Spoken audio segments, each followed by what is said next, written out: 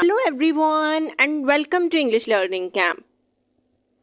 आज हम पढ़ने लगे हैं इंग्लिश के कुछ इंपॉर्टेंट वोकैबुलरी के बारे में, कुछ इंपॉर्टेंट वर्ड्स के बारे में। वीडियो की जानी पढ़ते हैं। Let's start. हमारा पहला वर्ड है गेट। गेट गेट का उर्दू में मतलब होता है मिलना, लेकिन हम इंग्लिश के अगर पॉइंट ऑफ व्यू से देखें तो हम इसको 3 मुख्तलिफ मीनिंग देने के लिए इस्तेमाल कर सकते हैं। आज हम इसको 3 डिफरेंट वेज देखेंगे जिनसे हम गेट को इस्तेमाल कर सकते हैं। एक होता है रिसीव, एक होता है फेच, एक होता है ऑब्टेन। अगर हम देखें तो रिसीव का मतलब भी हासिल करना है, या रिसीव का मतलब है कोई दूसरा आपको कोई चीज़ दे रहा है और आप रिसीव कर रहे हैं, ले रहे हैं, किसी से कोई चीज़ ले रहे हैं। एक गेट का मतलब होता है फेच, जिसको हम ब्रिंग कह लें या फेच कह लें। किसका मतलब होता है ऑब्टेन, हासिल करना। अब तीनों देख लेते हैं। She received a car from her father. उसे अपने फादर से एक कार मिली, यानी उसने गाड़ी रिसीव की। उसके फादर ने दी है, किसी और ने दी है, शी रिसीव करने वाली है, यानी वो रिसीव करने वाली है। गेट मी माई लैपटॉप, मुझे मेरा लैपटॉप ला दें। अब यहाँ पे हम इसको ब्रिंग की जगह पे इस्तेमाल कर रहे हैं। हम इसको यूं भी कह सकते हैं, bring me my laptop. She obtained good marks.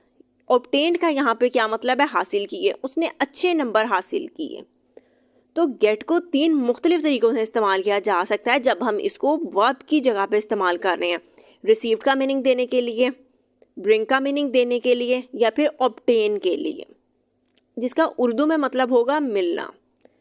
Get first form होती है, गॉट सेकंड फॉर्म होती है। अब इसकी जो थर्ड फॉर्म होती है उसमें कन्फ्यूजन आती है। अगर हम अमेरिकन इंग्लिश को देखें तो gotten, GOTTEN, gotten third form मानी जाती है। Get, got, gotten. लेकिन अगर हम ब्रिटिश इंग्लिश की बात करें तो गेट फर्स्ट फॉर्म होती है, गॉट सेकंड फॉर्म होती है, और गॉट ही थर्ड फॉर्म होती है। तो यहाँ ब्रिटिश इंग्लिश में गॉटन का कोई कॉन्सेप्ट नहीं है। Get first form, got second, got third. तो अब इन दोनों में से जोन सी लगाना चाहें आप लगा सकते हैं। इसके बाद है टेक। टेक टेक का मतलब होता है ले लेना या ले जाना। लेना, टेक का मतलब होता है लेना। अब इसको हम किस तरह से इस्तेमाल कर सकते हैं, इसको मुख्तलिफ तरीक़ों से इस्तेमाल कर सकते हैं। एक तो लेना वाला मीनिंग हो सकता है, एक इसका मीनिंग होता है please take care of yourself. तो टेक के साथ जब हम केयर का वर्ड लगा देते हैं तब इसका मतलब होता है ध्यान रखना, ख्याल रखना। Please take care of yourself. इसका दूसरा जो लेना का मीनिंग होता है वो होता है you can't take my jacket. आप मेरी जैकेट नहीं ले सकते। तो इसको भी हम 2 मुख्तलिफ तरह से इस्तेमाल कर सकते हैं। अगर इसके साथ हम केयर लगा रहे हैं तो इसका मतलब होता है ख्याल रखना। एक टेक का मीनिंग होता है ले लेना। इसके बाद है कैन। कैन एक मॉडल वर्ब है। अब कैन का मतलब क्या होता है, कर सकते हैं। इसका उर्दू में मतलब आता है कर सकते हैं। कोई ऐसा काम जिसको करने की आपके अंदर एबिलिटी है, काबिलियत है, वो काम कर सकते हैं। आई कैन स्विम, मैं तैर सकता हूँ। अब भी आपकी काबिलियत है ना, क्योंकि हर बंदा तो स्विमिंग नहीं कर सकता। शी कैन स्पीक इटालियन, वो इटालियन बोल सकती है। अब हर कोई इंसान इटालियन भी नहीं बोल सकता होता, तो ये भी एक आपकी खूबी है। You can drive my car, आप मेरी कार ड्राइव कर सकते हैं। अब ड्राइविंग करना भी एक खूबी होती है। तो कैन को हम इस तरह का मीनिंग देने के लिए इस्तेमाल करते हैं जब हम कह सकते हैं कि किसी इंसान में कोई खूबी है, कोई क्वालिटी है, एबिलिटी है। इंग्लिश में कैन के लिए हम वर्ड इस्तेमाल करते हैं एबिलिटी का। तो यहाँ पे स्विमिंग करना एबिलिटी है, इटालियन बोलना एबिलिटी है, या गाड़ी ड्राइव करना एक एबिलिटी है। तो जब आपने किसी को ये बताना है कि कोई इंसान ये काम कर सकता है तब आप कैन का वर्ड इस्तेमाल करते हैं। अब देखिए यहाँ पे स्विम फर्स्ट फॉर्म लिखी हुई है, स्पीक फर्स्ट फॉर्म लिखी हुई है, ड्राइव फर्स्ट फॉर्म लिखी हुई है। तो जब भी हम कोई भी मॉडल वर्ब इस्तेमाल करते हैं जो हम प्रेजेंट टाइम के बताने के लिए इस्तेमाल कर रहे हैं, तब हम फर्स्ट फॉर्म ऑफ वर्ब इस्तेमाल करते हैं। अगर आपने पास्ट में कोई मॉडल वर्ब इस्तेमाल करना है तो बिल्कुल एक मुख्तलिफ डिफरेंट वर्ड होता है। इसके बाद है हैव। हैव का मतलब होता है पोजेशन शो करना, मलकियत शो करना, आप मालिक हैं किसी चीज़ के। एक हम इसको प्रेजेंट परफेक्ट में भी इस्तेमाल करते हैं यहाँ पे, लेकिन हम देखेंगे पोजेशन, मलकियत में इसका कैसे यूज़ होता है। अगर आप इसको प्रेजेंट परफेक्ट में पढ़ना चाह रहे हैं इनको, तो वीडियो का लिंक ऊपर आ रहा होगा टेनेंसी से रिलेटेड, आप इसको वहाँ पे पढ़ सकते हैं। यहाँ हम इसको देखने लगे हैं पोजेशन से related. I have a big house, मेरे पास एक बड़ा घर है। अब बड़ा घर होना क्या है? पोजेशन है। She has a new mobile, उसके पास नया मोबाइल है। अब नया मोबाइल क्या है? एक पोजेशन है। He has a heavy bike, उसके पास एक हैवी बाइक है, पोजेशन है। दे हैव ब्यूटिफुल चिल्ड्रन, उनके पास खूबसूरत बच्चे हैं या उनके खूबसूरत बच्चे हैं। अब खूबसूरत बच्चे क्या है? ये उनकी पोजेशन है, उनकी मलकियत है। तो हैव को हम एक प्रेजेंट परफेक्ट में इस्तेमाल करते हैं, दूसरा हम इसको इस्तेमाल करते हैं पोजेशन बताने के लिए, मलकियत बताने के लिए। अब ये बात आपने याद रखनी है कि हम इसको प्रेजेंट टाइम की मलकियत बताने के लिए इस्तेमाल करें, पास्ट की मलकियत की बात नहीं करें। अगर हम पास्ट की मलकियत की बात करेंगे तब हमारा वर्ड बिल्कुल चेंज हो जाएगा। हैड, इसका मतलब भी मलकियत बताना होता है, लेकिन हैज़ हैव में हम प्रेजेंट की मलकियत की पोजेशन की बात करते हैं, हैड में हम पास्ट के टाइम की मलकियत की बात करते हैं कि पास्ट के टाइम में उनके पास ये चीज़ थी। आई हैड अ लेमोजीन, मेरे पास एक लेमोजीन थी, यानी पास्ट में मेरे पास ये थी। शी हैड अ मोबाइल, उसके पास एक मोबाइल था, यानी पास्ट की बात की जा रही है कि पास्ट के टाइम में उसके पास एक मोबाइल था। They had a swimming pool in their home, उनके घर में एक स्विमिंग पूल था, यानी पास्ट की बात की जा रही है। प्रेजेंट की पोजीशन शो करनी है तो हैज़ है, किसी के पास कोई चीज़ थी तो हम हैड का इस्तेमाल करते हैं। इसके बाद है सीम। सीम, सीम का मतलब होता है लगता है या मालूम होता है। ही सीम्ड हैप्पी, वो खुश लगा था। शी सीम्स टायर्ड, वो थकी हुई में लगती है। तो जब आपने लगता है कि कोई दिखने में आपको ऐसा लग रहा है तब हम सीम का लफ्ज इस्तेमाल करते हैं, SEEM, सीम। अगर आपने इसकी पास्ट फॉर्म इस्तेमाल करनी है तो ये हो जाएगा सीम्ड, अगर प्रेजेंट इस्तेमाल करनी है तो ये है सीम। इसके बाद है लुक। लुक का मतलब होता है देखो। आप इसको इस तरह भी सेंटेंस में कह सकते हैं, लुक एट मी, मेरी तरफ देखें। Look at the both sides while crossing the road, road cross करते हुए दोनों तरफ देखें। ही लुक्ड सैड, लुक का उर्दू में मतलब है देखो। प्रेजेंट फॉर्म इसकी क्या है? लुक। पास्ट फॉर्म क्या होती है इसकी? लुक्ड। और इसकी थर्ड फॉर्म या पास्ट पार्टिसिपल भी क्या होती है? लुक्ड ही होती है।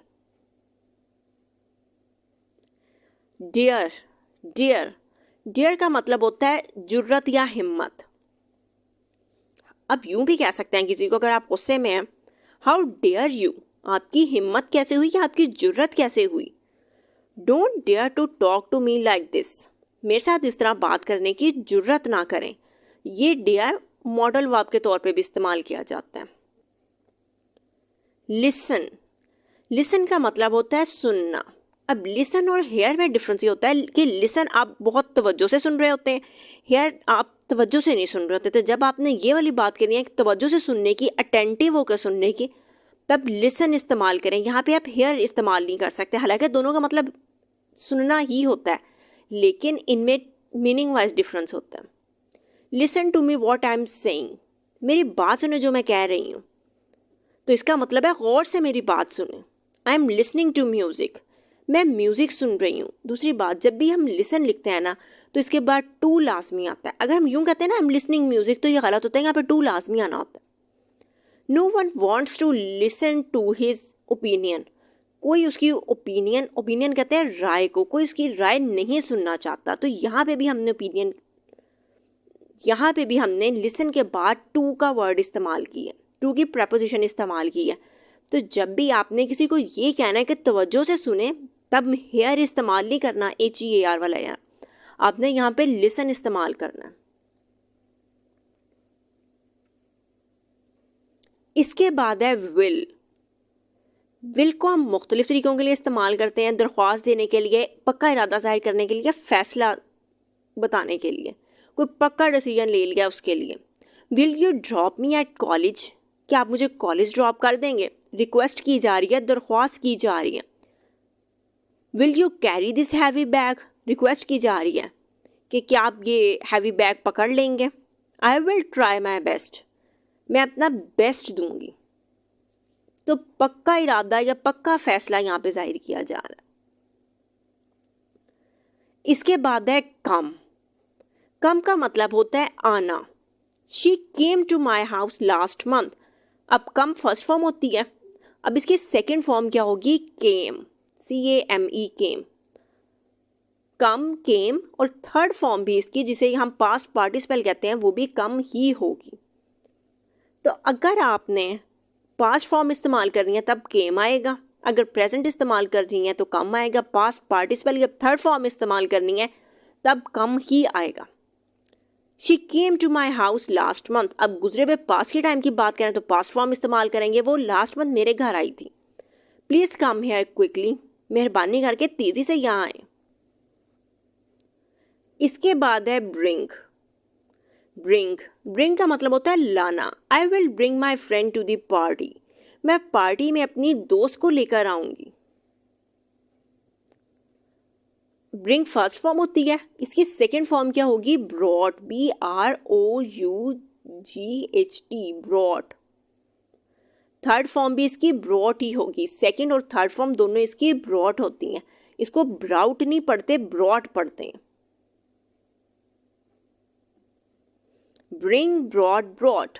Bring me a cup of T. मेरे लिए चाय का एक कप लाएं। तो यहाँ पे हम इसको लाने के लिए इस्तेमाल कर रहे हैं। ब्रिंग का मतलब लाना, अगर हम सेकेंड और थर्ड फॉर्म ब्रॉट की बात करें तो लाया हो जाएगा। इसके बाद है शैल।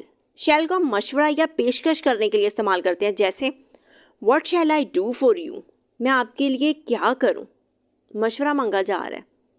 शैल I make you a cup of tea, क्या मैं आपको चाय का एक कप बना दूं, ऑफर की जा रही है, पेशकश की जा रही है। सजेशन या ऑफर के लिए हम शैल का वर्ड इस्तेमाल करते हैं। इसके बाद है हेल्प। हेल्प का मतलब होता है असिस्ट करना, मदद करना। उर्दू में इसका मतलब क्या है? मदद करना। How can I help you, मैं कैसे आपकी मदद कर सकती हूँ। किसी से पूछा जा रहा है, प्लीज़ हेल्प मी, मेहरबानी करके मेरी मदद करें। आई एम इन ट्रबल, मैं मुश्किल में हूँ। तो ट्रबल का मतलब यह होता है मुश्किल में होना।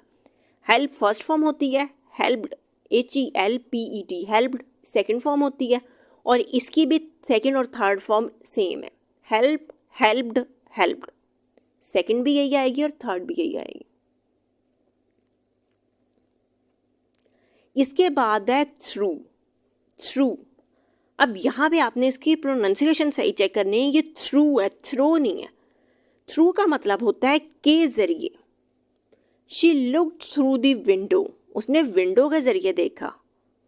Visitors enter through a gate, visitor जो है वो गेट के जरिए एंटर होते हैं। Child throws the coin through the window, बच्चा खिड़की के जरिए सिक्का फेंकता है। थ्रू यहाँ पे के जरिए का मीनिंग देने के लिए इस्तेमाल होती है। हमारा नेक्स्ट वर्ड है थ्रो का मतलब होता है फेंकना। अब यहाँ पे आपने प्रोनाउंसिएशन याद रखनी है, वो थ्रू था के जरिए, यहाँ थ्रो की बात करें फेंकने की। Through the garbage into bin, कचरे को गार्बेज को बिन में, डस्टबिन में फेंकें। She will throw a party soon, वो जल्दी एक पार्टी देगी। अब यहाँ पे थ्रू अ पार्टी का मतलब होता है पार्टी देना, यहाँ फेंकने के मीनिंग में नहीं आ रहा। इसको हम टू डिफरेंट मीनिंग्स देने के लिए, मुख्तलिफ मीनिंग देने के लिए इस्तेमाल कर रहे हैं। The passengers throw a ball at bus, passenger जो है, मुसाफिर जो है, बस पर बॉल फेंकते हैं। एक थ्रो फेंकना, दूसरा थ्रो अ पार्टी, पार्टी देना। थ्रो फर्स्ट फॉर्म होती है, थ्रू सेकंड फॉर्म, और थ्रोन थर्ड फॉर्म होती है।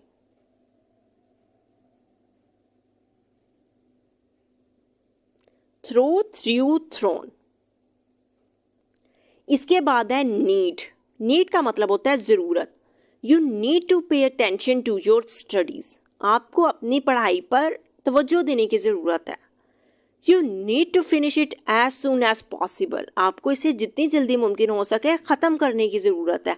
तो नीड का उर्दू में मीनिंग क्या होता है? ज़रूरत। नीड की सेकंड फॉर्म क्या होती है? नीडिड, और थर्ड फॉर्म भी नीडिड ही होती है। Need, needed, needed. इसके बाद है